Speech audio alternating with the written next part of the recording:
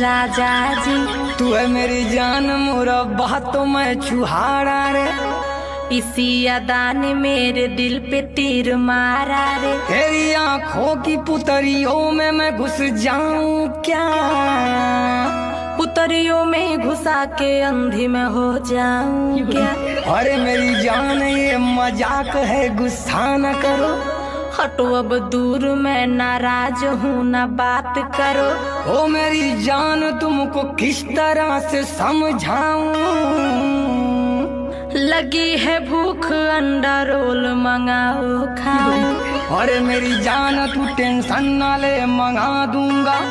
नहीं दिया तो तेरे घर पे सब बता दूंगी। ओ मेरी जान पास आओ, अब न तड़पाओ।